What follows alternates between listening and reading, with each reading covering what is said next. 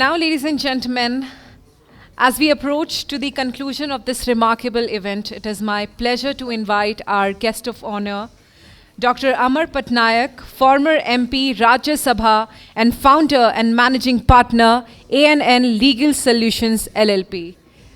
Ladies and gentlemen, with a huge round of applause, please welcome Dr. Amar Patnaik. And let me tell you something about Dr. Amar Patnaik. They have served as a member of parliament in the Rajya Sabha from Odisha in the year 2019 to 24, representing the Biju Janata Dal. During his tenure as an MP, he was a member of Parliamentary Standing Committee on Finance, Committee on Public Undertakings, and Rajya Sabha Committee on Subordinate Legislation. He has also held positions as the party's national spokesperson and head of the IT wing.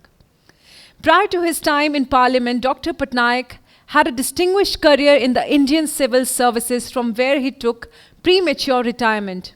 He served as an Indian Audit and Account Service officer under the Comptroller and Auditor General of India for 28 years, held the position for Principal Accountant General in Sikkim, Orissa, West Bengal, and Kerala.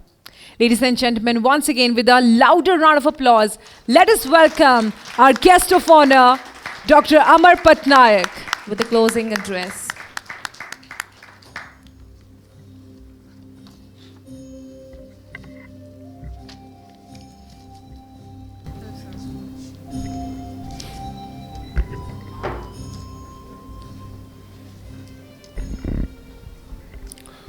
Thank you so much, ladies and gentlemen, the panelists who have been here, and the organizers of this conference.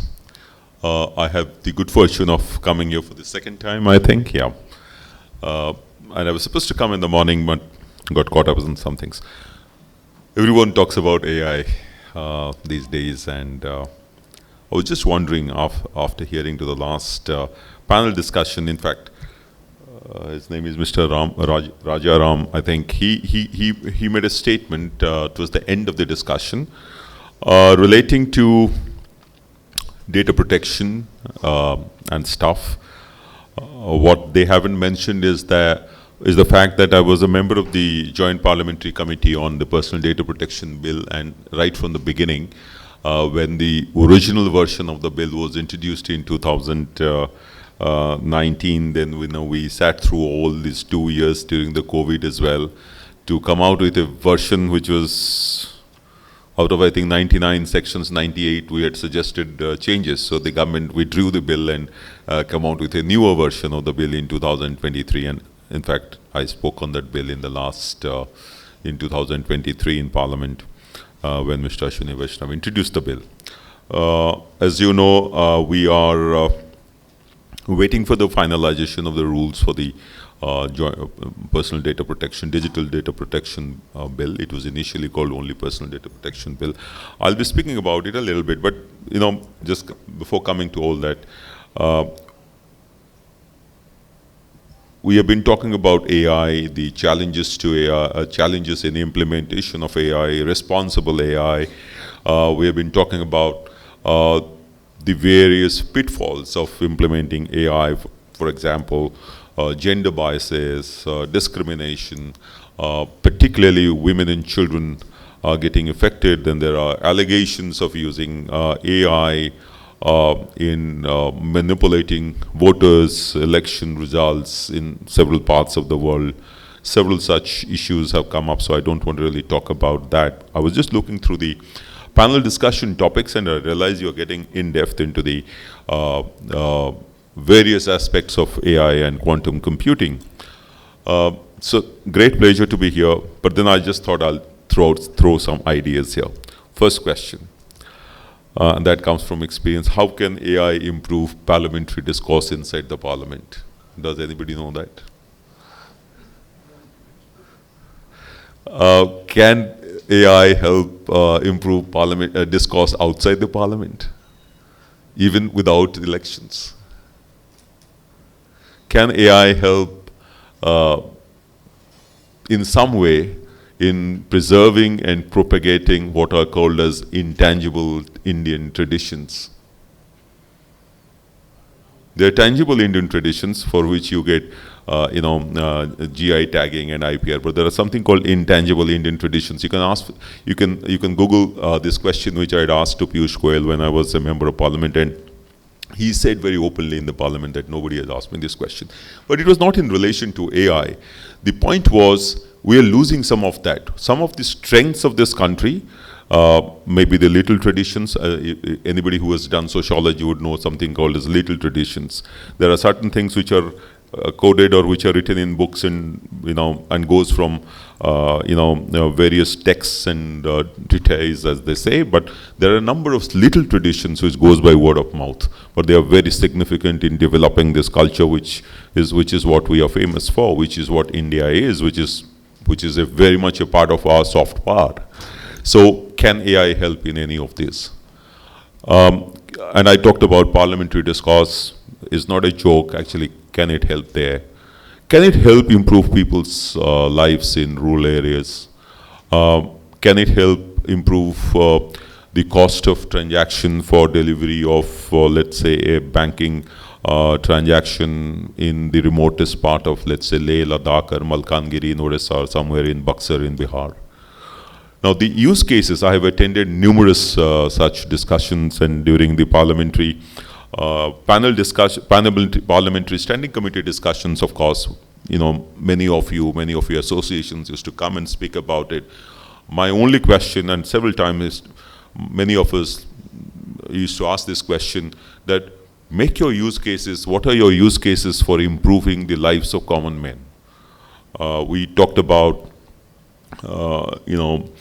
issues relating to, let's say, innovation in the field of finance, innovation in the field of lending, innovation in the field of digital certification, maybe even smart contracts, many such things. But if you look at it, the biggest things or the most important things that affects the life of Indians, some of them, there has been very little use of even technology per se. Let me give you an example. The example why I'm telling you all of this is simply because of the fact that these are the things that bother me after having gone through this entire process of technology heavy and technology led discussions. These are some things which ultimately finally come down to adoption, and if India has succeeded uniquely in the world in UPI and other things, it is because of adoption. India, the most interesting anecdote is this, that one day the finance minister was telling me, Madam Nirmala Sitharaman was telling me that she was traveling in Bangalore and she found that the car in front just rolled down the car windows and showed the mobile, and from the QR code purchased some apples or something right from inside the car and took it and made the payment. This kind of adoption, the vendor doesn't know what is there inside the mobile in the UPI structure, but the adoption has been very high. This has been unique thing about India. Adoption is relatively low in many other parts of the world, including the developed countries. So India adoption is there. This is one case where people have benefited at the lowest level. But if you look at land records, the biggest dispute arena in India is on land records. You will find 60% of Indians traveling to the Tahsildar's office for some land issues or the other. Either it is a fraudulent transaction, a fraudulent transfer which has taken place, or the process of finding out who have been what they call as the encumbrance certificate, that is, who have been the previous owners of the land, how many times it has changed land, because they want to be certain that some kind of double transactions have not taken place, fraudulent transactions have not taken place. If you think about this as the problem statement, then you would probably think that this is the best use case for adopting blockchain and then adopting smart contracts. But can you believe, in 1993, when I was a civil servant, not 93, could be 93 or 96, I was speaking to FICCI or Assocham, I don't remember, in Delhi somewhere. I was still talking about this. and nothing has happened in last 20, 23 years. In fact, just 5 days ago or 6 days ago, I was talking about this. Someone was organizing something, and I said, why has this not taken place? There have been sporadic pilots in Telangana, Uttar Pradesh, somewhere XYZ, but this is one area in which the people of India, or 60% of rural India, would have got benefit. They spend money on middlemen, dalals, on officers, just for settling, getting a proper land records. And if you could actually, sitting on a blockchain, use smart contracts, use AI to even decrease the cost of transaction, deliver it at their on their mobile. Now, these are some of the use cases which will actually develop trust in the system, and people will feel that this is the actual adoption which has helped them, just like the UPI. Now, the another case I talked about, the intangible Indian traditions. There are several dance forms and things which have moved from from generation to generation by word of mouth. Nobody has ever kind of captured it in any manner.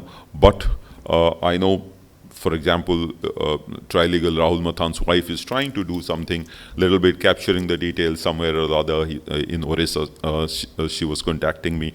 Now, can we apply in some way, whether it is, it doesn't have to be agentic AI, but in some way, can we use it? Can you develop a use case in which these kind of things, which will increase the soft power of this country, because this is the soft power of this country.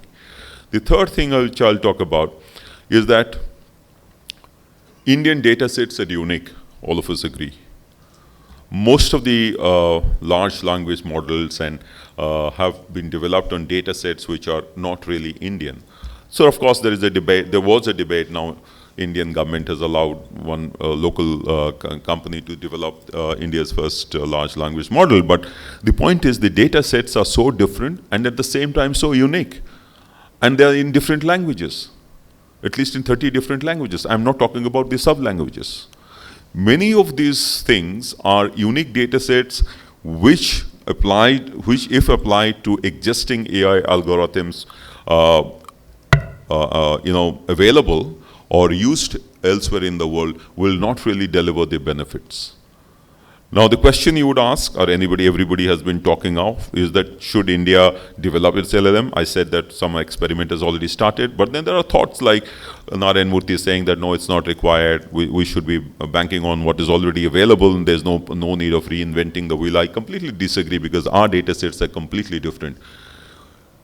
While there are advantages in our data sets, as I said, there are different languages, besides the fact that different regional and state-specific data qualities. The danger is that what is again unique to India is some of the discriminations which have existed for 5,000 years. I'm talking about the caste system.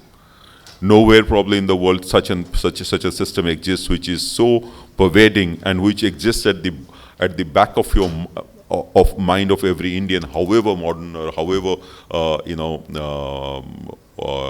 would say liberal he may be. He could be, but then the societal structure, somebody talked about societal structure. Societal structure itself is ridden with this negative trait, and that gets reflected in the data sets. It's very easy to say that blind adoption of AI would probably lead to perpetuation or reinforcement of some of these biases and may create further problems. But the point is, what is the mechanism that has been developed for removing this bias? You can be aware of the bias, but ultimately, how do you remove that bias, mitigate the bias? Or how do you change your algorithm in a way that this can be captured? Very difficult in a country like India, because as I said, language is a barrier, language differences are a barrier. The social, cultural, interactional patterns between between an investigator and the person is also different in different parts of the country. I was just a couple of days ago, I was at the Election Commission of India. We were targeting, of course, from the Biju Janata Dal, saying that the election data, whatever. But the point is, this issue again came up that during the revision of electoral rolls, sometimes people in different areas exhibit different kind of personal, inclination in or personal choice in disclosing certain amount of data and sometimes not disclosing certain amount of data. Now, how do you capture that? The Election Commission itself was intrigued by this, and so is everyone. Now, can AI help in this? Now, these are some of the things which will actually drive the benefit of AI and responsible AI, that is removing bias and other things. I don't want to talk about that, but this is important, into a societal benefit. And the last thing I'll talk about is the utilities that the government provides to people. The utilities that government provides to people by the, let's say, municipal corporations, by NACs, by government departments themselves. They use large databases. They use DBT is of course there nowadays, technological improvements. But can AI or has AI, use of AI been optimized to such an extent that the cost of transaction in India has gone down in any sector? To my mind, even when I was a member of the Standing Committee on Finance, it has not. You look at NBFC's rate of transaction to their some of it is structural, but some of it is also can actually be solved or can be mitigated by using AI and technologies such as AI. Now, that kind of experiment has also not happened. We have talked about many associations used to come and discuss it, trying to work for a regulation for crypto assets in virtual private assets in our standing committee. But we used to ask the same question: give us a killer use case which will say that people are so benefited, just like the UPI, that nobody can stop that particular thing from diffusing or growing bigger and bigger. That didn't happen. While saying all this, the issue that I will now come to and speak on it for about 5-10 minutes is the issue of privacy. We passed the law in 2023, but when we started discussing the law, it was largely designed on the lines of the EU GDPR. It was largely kind of cut and paste. The new law is more principle-based, so it is literally agnostic of the technological improvements. Can it be completely agnostic? Of course not, but that is the design. And the rules which have been framed underneath, which are draft rules which have been sent for circulation, is yet to be finalized and operationalized. I was just thinking that irrespective of what the technology is, and the new EU Act is there, Article 10 is there. So if you look at those Article 10, I mean, I just before coming here, I was trying to look at that. The Article 10 of the EU Act, EU AI Act, now that talked about very clearly that 8 points. This Article 10, it says that data privacy, Act protects data privacy by requiring organizations to, number one, comply with the GDPR principles, which will be in our case the Digital Data Protection Act, integrating data protection into AI systems design. Now, developing AI algorithms, developing AI systems, building privacy by design.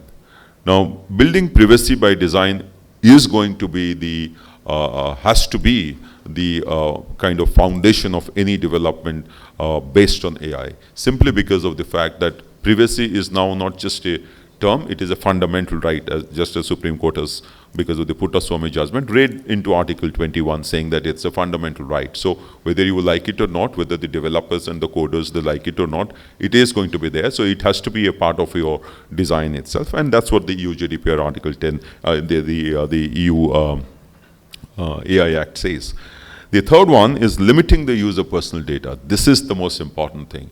In India, or Indians, by nature, both the data principals, that is who provide the data, and the data fiduciaries who collect the data. They are happy in collecting data and sharing data. Generally, we have not been very cautious about our use and sharing of data and use of data. We keep on asking, they keep on providing. The whole crux of any problem, including bias, including discrimination, including wrong application, will arise only when data overload takes place. data minimization, which is one of the 5 principles of the Puttaswamy judgment as well as the PDP, the new Digital Data Protection Act, has to be the norm. Only take that much data which will be necessary for developing your algorithm or applying your algorithm or whatever. And why? There is a cost factor to it, because ensuring anonymization and encryption, now that costs. So if you take a large data pool, then naturally there will be more cost towards anonymization and encryption.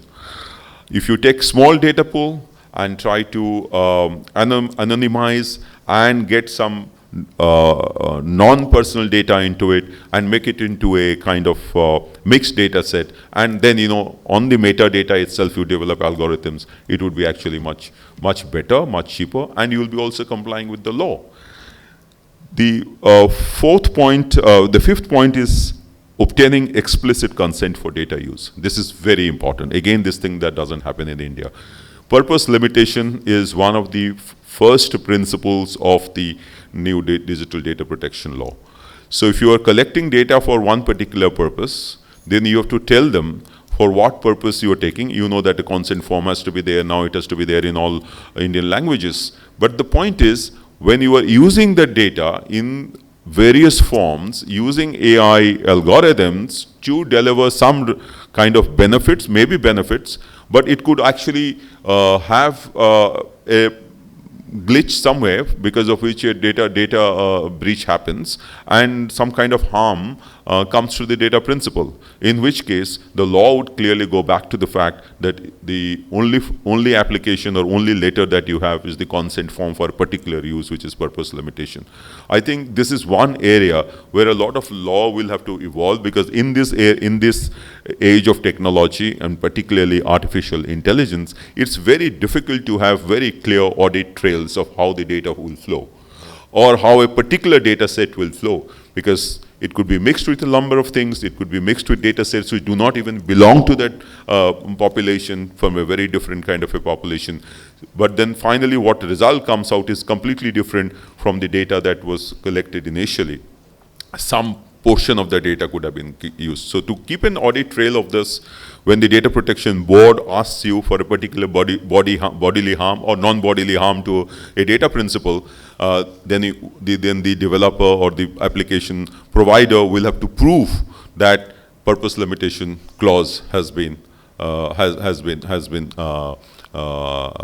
followed or complied with. Then the next point is establishing data governance frameworks. You must have read that as a part of the India stack, data governance structures are also being contemplated. I have written about it several times in my op-eds. Consequent to the COVID, you would realize that people disputed data. People disputed lots of data. That is because we did not have a proper data governance structure.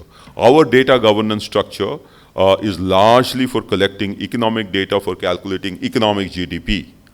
And that itself also has been questioned, not by, I'm not getting political, even Manmohan Singh had questioned this, that we don't value our data, we don't collect our data collection is suspect. But when you are collecting non-economic data, that creates even further problems, as we saw during the case of COVID.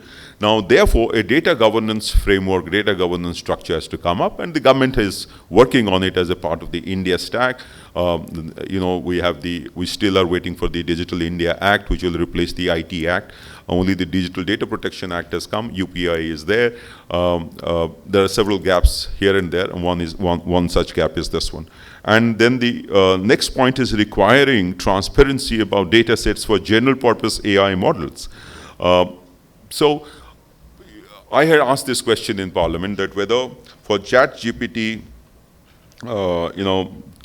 can the government exercise some kind of surveillance or some kind of, let's say, kind of monitoring by having algorithm impact assessment. Before releasing a product, can you have algorithm impact assessment? It is there in the EU Act actually. But in India, when we are adopting the EU GDPR, the initial version of the Digital Data Protection Act actually had this, but in the final thing, we have not kept it. The Indian government has not kept it.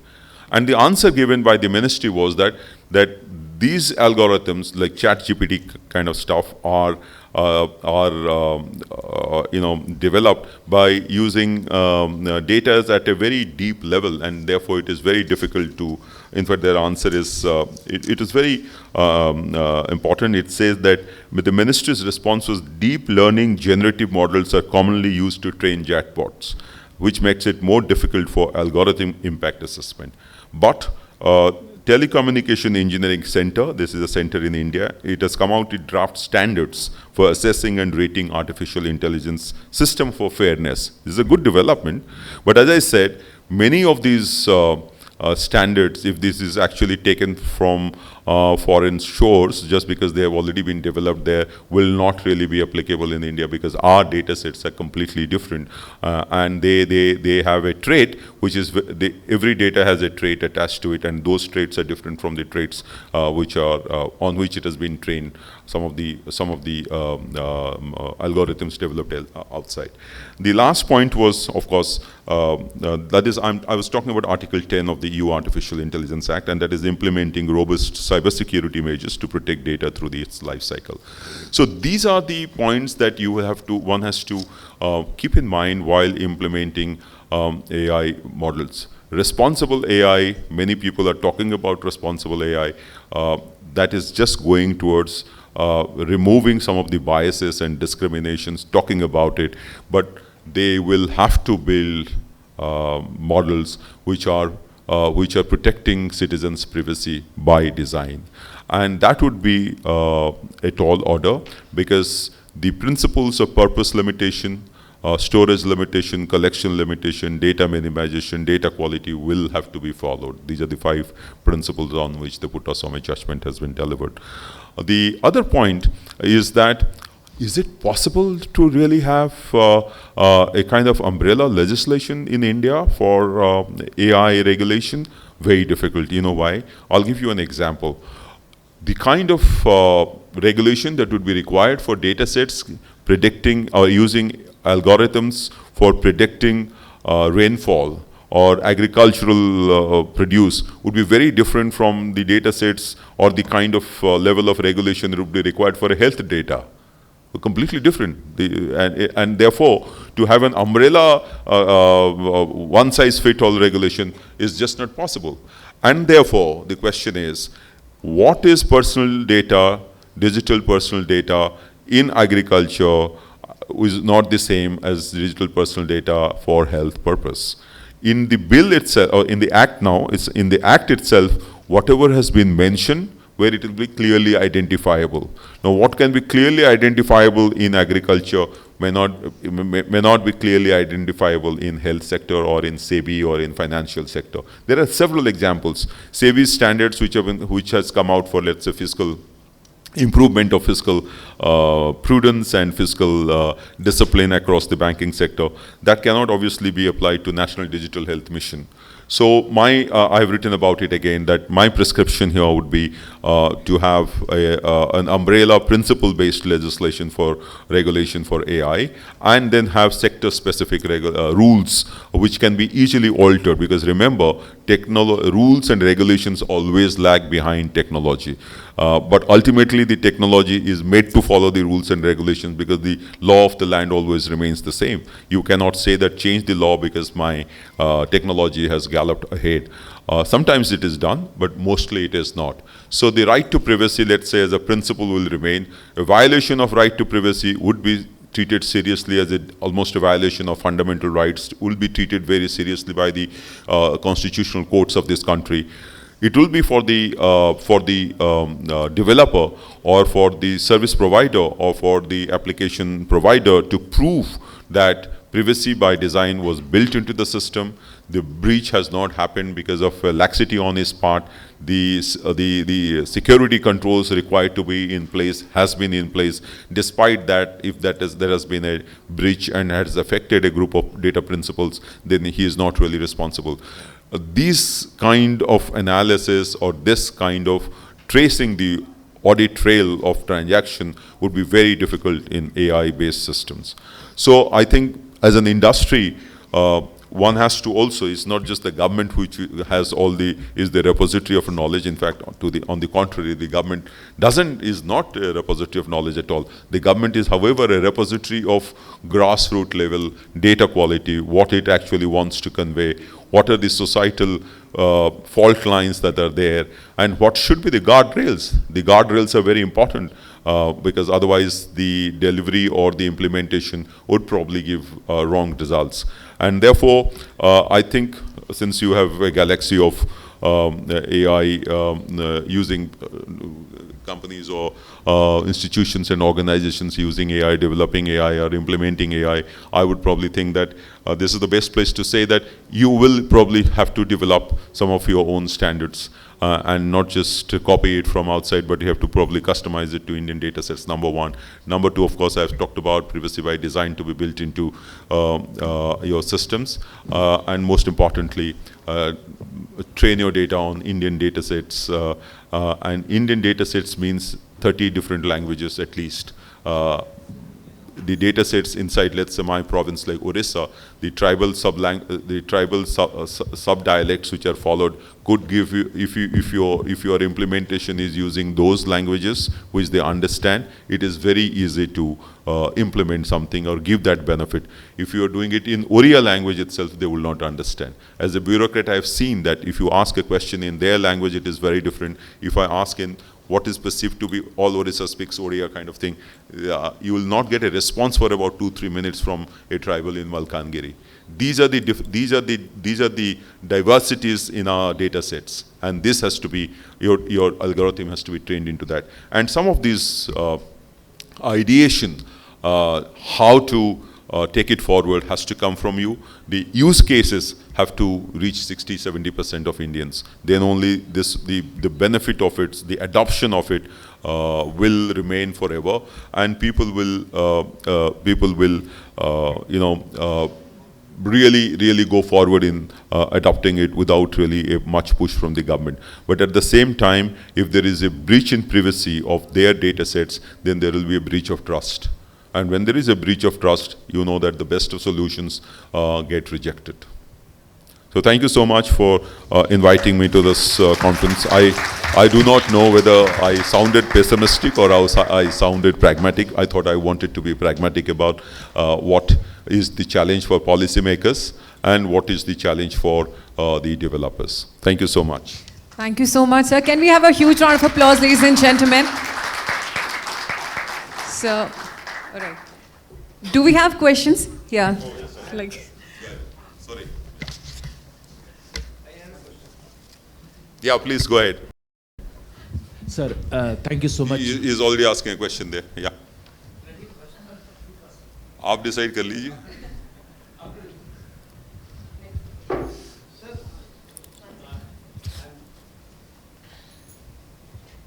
Sorry, I should ask the question because I am one of like you, but I am known as Professor N.K. Goyal, Chairman of Telecom and Cyber Association. AI, as you know, is basically based on the data available on the net. So the question usually we find is how much data we have available in the Indian languages on the net. That is the question. See, there are problems. All AI is not developed on the data available on the net. A lot of data has to be collected and trained. That's why a good AI model will come out, algorithm. But developing a data based entirely on what is publicly available on the internet, because then the data protection law will not apply there because it is publicly available. That's the law. That's the law in the new law, that if something is voluntarily disclosed, then the data protection law will not apply there. So if you develop there, the dangers are, as I mentioned, the dangers are the data traits are not being captured there. So while using the algorithm blindly and training your algorithm blindly on that data set, the chance of discrimination and bias getting perpetuated or getting reinforced is always there. And therefore, the idea would be always to be very skeptical about the result that you get before implementing it in a full-scale operation. The data which is available in the internet, there are two ways. One, data which is available at random, and there is data which is made available by the government, Open Government Data Initiative, Open Government, OGDI. Open Government Data Initiative is an initiative of the government. It is there in every country where data is made public so that people and researchers and innovators can use that same data to develop innovative products. Unfortunately, our Open Government Data Initiative's data is stale. It is not updated regularly, and therefore it is of not much use to researchers. I think this is where, this is an area where government really has to work, because India generates such a large amount of data. Though if the innovators cannot use it, then what happens? The big tech create a barrier to entry because they collect a lot of data on their own. The e-commerce platforms create data on their own. So the small-time players really are unable to access that data. This was a big question that we addressed in the Standing Committee on Finance relating to competition. And you will see in our that we have made recommendations there that the Open Government Data Initiative, where public data is given out by the government, should be a more efficient mechanism for helping small-time startups and small enterprises to develop innovative products. Because only then such products can reach the rural areas and the cost of transaction can come down. If there is a heavy upfront cost for even collecting the data from people, then innovation would become more expensive, would become more difficult. So I agree there that you can take data from internet. There are huge risks. The government should step up and galvanize their Open Government Data Initiative, and that is there in every state as well. And it is not just economic data. A lot of data comes out which is generally not available to public. You had a question.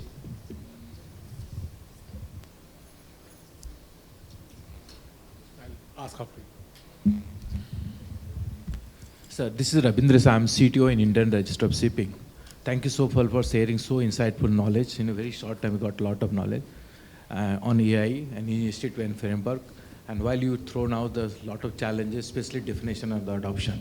My question is that typically we see an Indian, we always inclined towards adopting technology, starting doing the servicing, when engineering services like that. But we should be also working on the developing the product, right? This is what everyone is talking about, even our Prime Minister also. So can you share some thoughts and insight on that? How this probably can be achieved, your direction guidance to us, especially in AI area? No, this has been a historical problem with our country, with all of us, whether starting from the very meta level manufacturing and servicing. We have been good in servicing and bad in manufacturing, despite giving the maximum possible tax incentive to manufacturing in 2022. I was a member there in the parliament at that time. Despite that, it hasn't really taken off. Even the PLI itself is an assistant based. The inner urge to manufacture something is somehow we don't have it. And the same problem is there with AI itself. And I think the root cause of the problem is, in India, we have traditionally, even though we talk about it, traditionally we have not really fostered and earmarked budgets, large budgets for research and development in any educational institution, whether the IITs or the IIMs or any national universities. The result is that culture of developing something new has not really set in. What has instead happened is quick adoption, quick delivery, and quick revenue, of course, coming in. And that's because, our developers or our innovators do not really are sitting on a large pile of cash when they are developing something, so they have to get back their capital. Now, and therefore, I had asked this question to RBI, SEBI, IRDA, that in the financial sector, the best way this could have actually been nurtured is through the sandboxes. The sandboxes of the there are two kinds of sandboxes to me. One is the regulatory sandboxes, which everyone talks about. But then there could have been innovation sandboxes by each of these regulators. Private companies also could have innovation sandboxes, where the cost of development, actually initial development, gets gets shared or gets taken over by the government company or the government regulator or the private company. Now, unfortunately, in fact, we did recommend that we should have a law for developing private sandboxes as we are doing for the data centers. Similarly, we could do this for promotion. Now, this has not happened. I would probably think that the root cause of the problem lies there, that we are not really, we talk about it, we speak about it, but when it comes to research and development, we fly away, we fly abroad. In India itself, that has not really taken roots. So Atal Innovation Yojana, incubation centers, these are just things which have taken root in the last 7-8 years. So it will take many years to come up. And that probably is the reason why it has not taken off. But I think the danger is, if we are just adopting it blindly, as many of us are doing, then the best way would be to spend time, train the algorithm on the Indian data sets, and then implement it.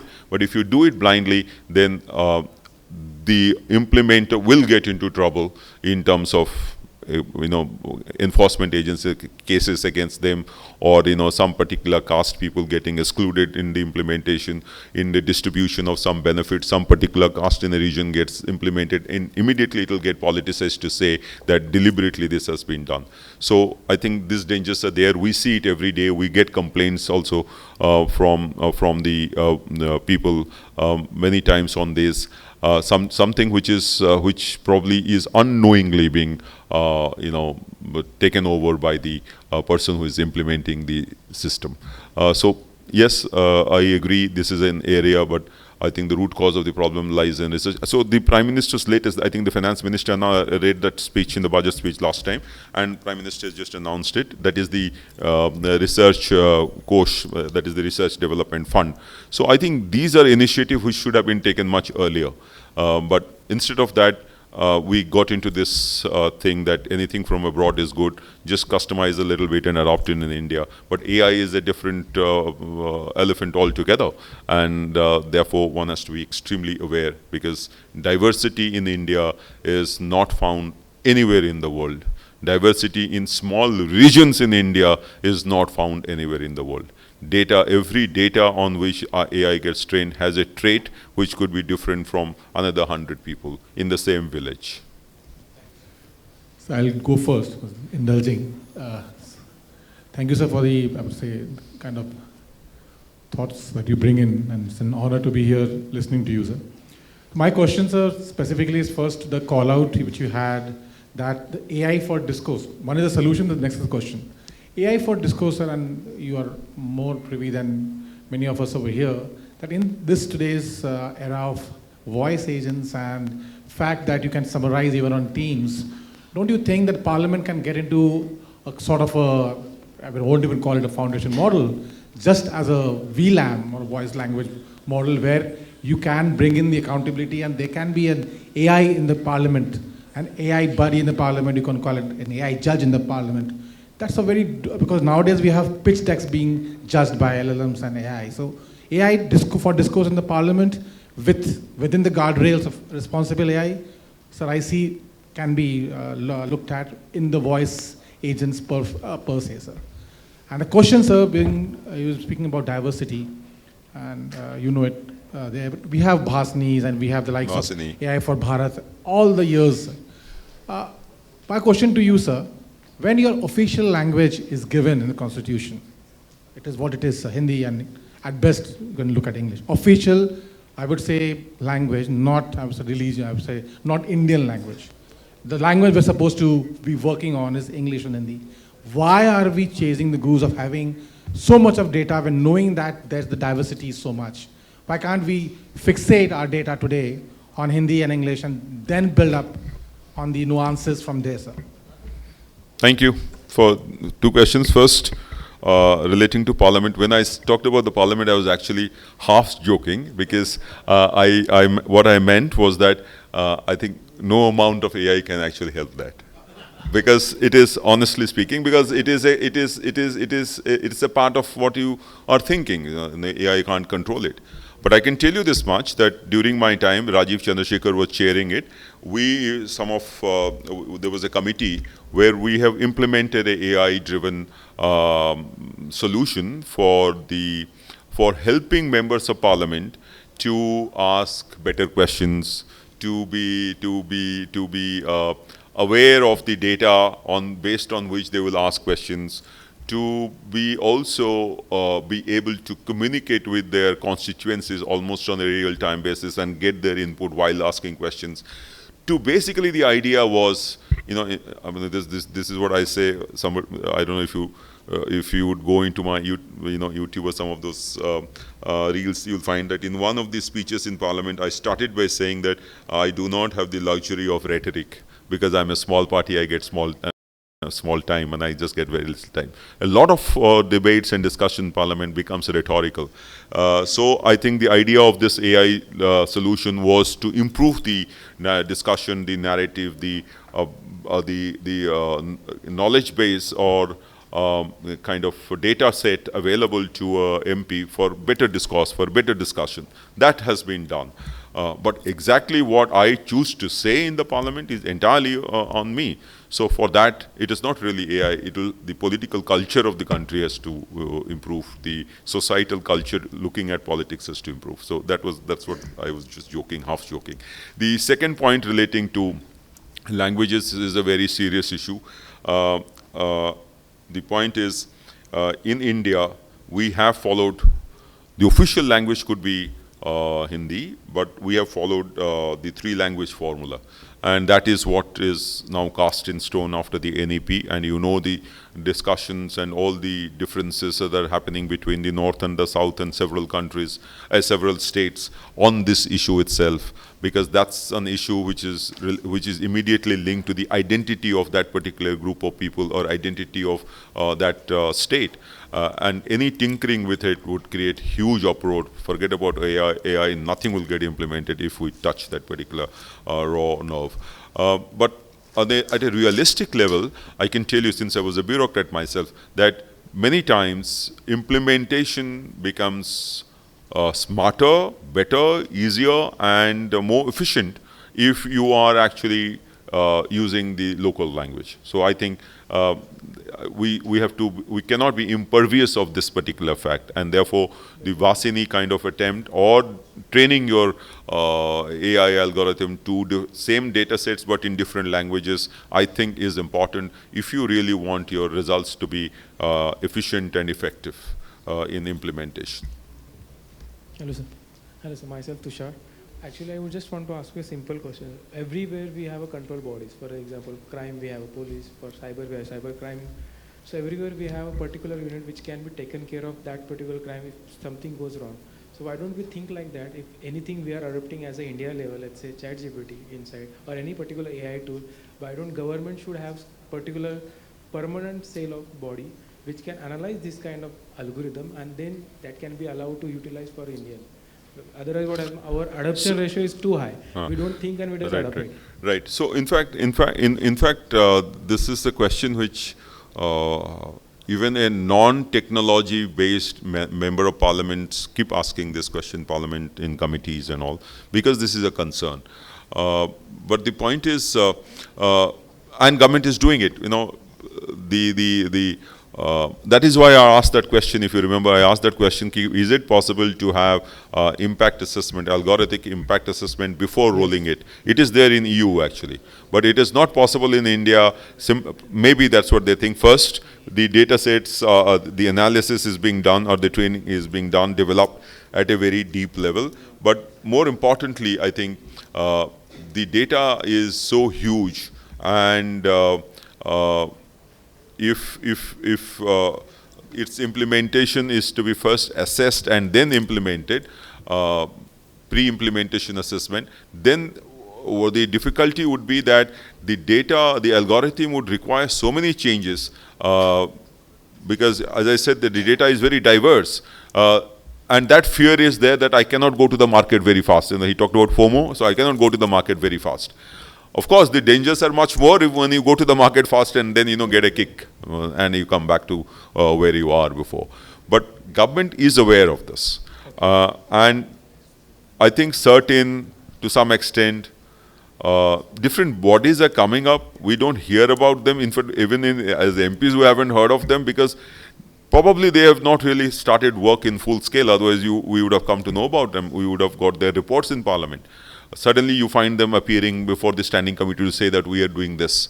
But as far as monitoring this has not happened.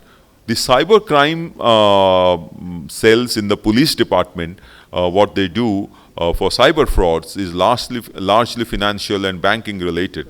But you see, if ultimately a BNS, a police case has to be filed if, let's say, someone is body shamed, someone is or someone's photograph has been framed or morphed and all that. But at a large scale, content moderation or content monitoring by government per se, at a scale which is almost similar to a big tech, is very difficult. Even the big tech have not been able to do it. So can we have a big round of applause for Dr. Amar Patnaik? So kindly stay back for the felicitation on the stage, sir. So we would like you to stay back.